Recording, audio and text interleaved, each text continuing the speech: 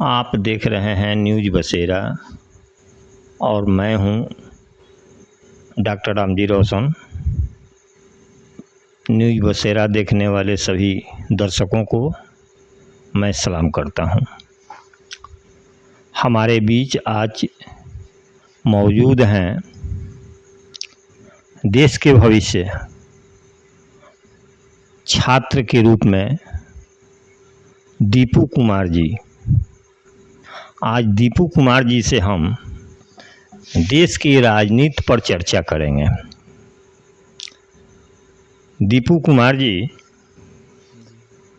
आप जानते हैं कि आने वाले 2024 में लोकसभा का चुनाव होने जा रहा है। लोकसभा का चुनाव देश के भविष्य का, लोकसभा का चुनाव छात्रों के भविष्य का, लोकसभा का चुनाव नौजवानों और किसानों मजदूरों के भविष्य का निर्धारण करता है। इसलिए यह सवाल पूरे देश के लोगों के समक्ष एक बहुत बड़े सवाल के रूप में उभर करके आ रहा है कि आने वाले 2024 के चुनाव में हमारी गतिविधि क्या होनी चाहिए, हमारा सोच कैसा होना चाहिए, हमारी विचारधारा कैसी होनी चाहिए। तो आप एक छात्र हैं, छात्र के नाते आप निश्चित तौर पे अपने भविष्य के विषय में भी चिंतित होंगे, विचार करते होंगे, सोचते होंगे कि शिक्षा के क्षेत्र में आने वाला दिन आपका कैसा रहेगा। तो आप ये अच्छी तरह से आप भी जानते हैं कि किसी भी देश के भविष्य का निर्धारण वहाँ की राजसत्ता करती है, और राजसत्ता इस बात पर निर्भर करता है कि वह किस विचारधारा की सत्ता है, किस विचारधारा की पार्टी है जो राजसत्ता में है। तो वह विचारधारा पर निर्भर करता है। तो दो विचारधारा के लोग मुख्यतः देश की राजनीति में मुखर होकर के आए हैं। एक तरफ भारतीय जनता पार्टी आरएसएस विश्व हिंदू परिषद से समर्थित पार्टी है, तो दूसरे तरफ कांग्रेस पार्टी है, राष्ट्रीय जनता दल है, जनता दल यूनाइटेड है और दूसरे भी राज्य के बहुत सारी पार्टियां हैं। वे सभी लोग मिल करके एक अलग अपना महागठबंधन का निर्माण किया है।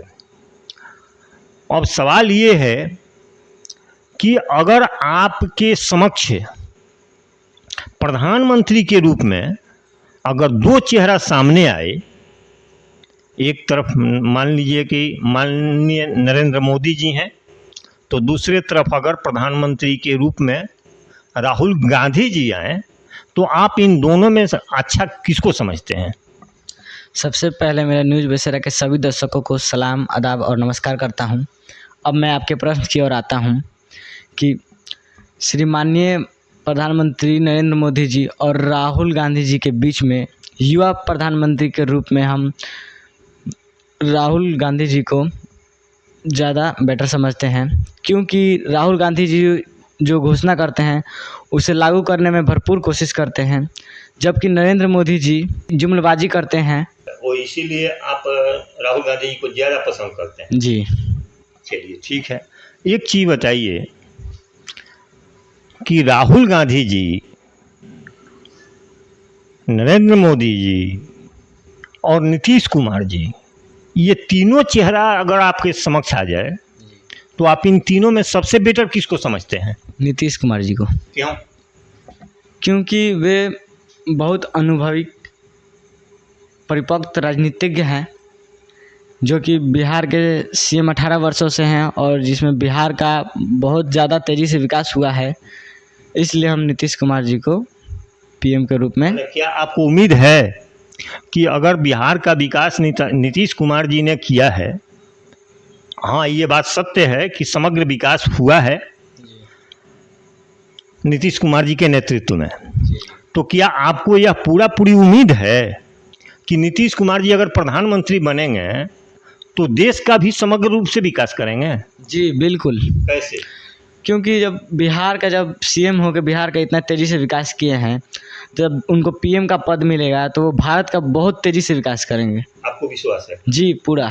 चलिए ठीक है।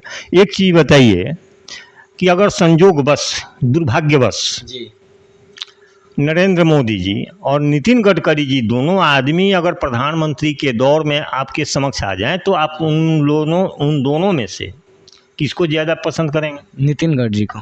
क्यों? क्योंकि नितिन गडकरी जी ज़्यादा प्रगतिशील हैं और ज़्यादा सत्य बोलते हैं और काम में यकीन करते हैं, इनके जैसा जुगलबाजी नहीं करते हैं। चलिए ठीक है, आपको इसके लिए बहुत बहुत धन्यवाद। एक छात्र होकर के आप इतना माने अच्छा सोच केंद्रीय राजनीति में रखते हैं और इतना समझदारी रखते हैं, इसके लिए हम अपने न्यूज़ बसेरा चैनल की ओर से आपको बहुत बहुत धन्यवाद देते हैं और ये आशा और उम्मीद करते हैं कि आने वाले दिनों में इससे भी बेटर करने की कोशिश आप करेंगे। हाँ, हम आपसे ये कहना चाहेंगे कि आप सिर्फ राजनीति में ही नहीं, अपने पढ़ाई पर भी ध्यान ज़्यादा केंद्रित कीजिए